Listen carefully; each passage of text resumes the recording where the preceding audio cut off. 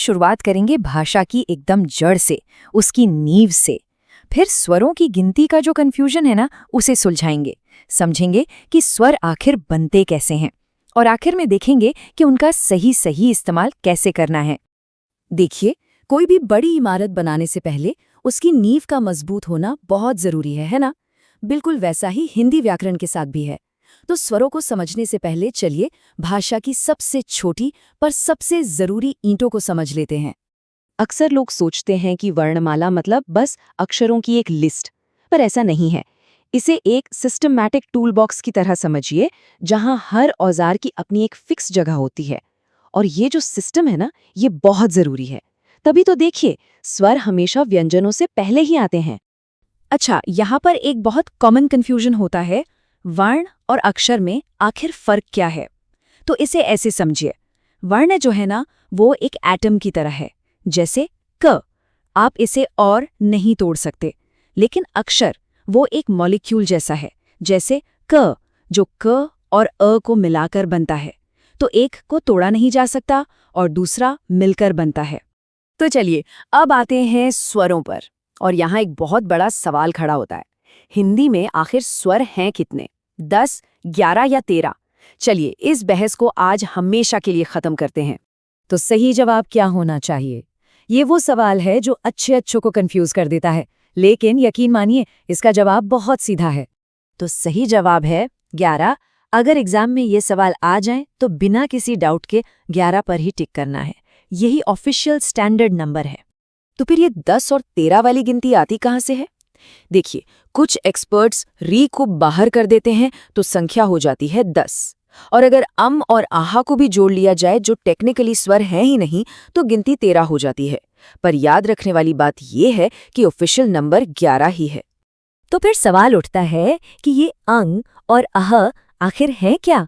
इन्हें कहते हैं अयोगवाह। इन्हें भाषा के उन मेहमानों की तरह समझिए जो स्वरों के साथ रहते तो हैं, पर उस फैमिली का हिस्सा नहीं है। ये ना तो पूरी तरह से स्वर हैं और ना ही व्यंजन।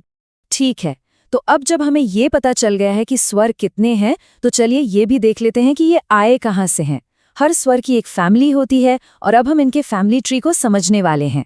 हिंदी के जितने भी स्वर हैं ना, वो सब इन 4 बेसे क्या कहिए मूल स्वरों से ही शुरू होते हैं। अ, ई, उ और री। ये हमारे स्वर परिवार की जड़ें हैं।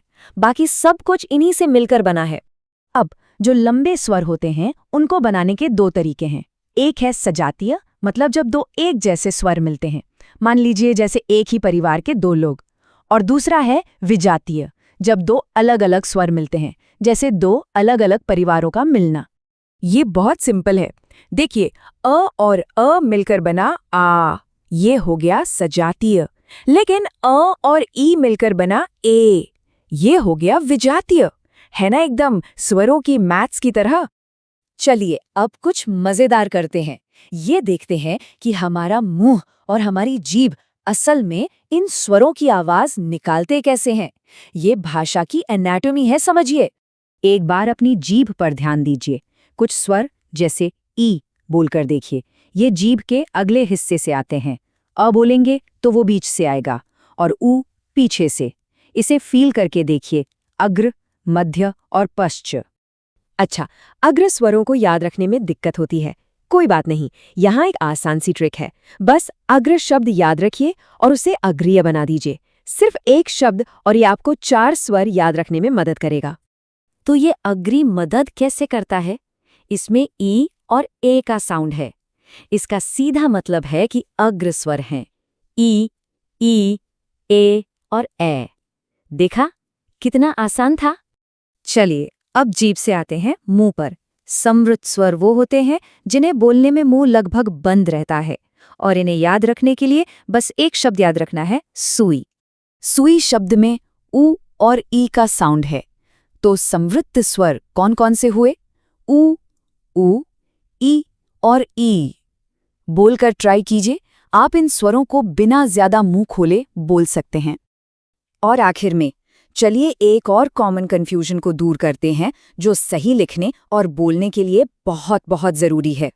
अनुस्वार मतलब जो बिंदु होता है, और अनुनासिक यानी चंद्र बिंदु, इन दोनों में क्या फर्क है?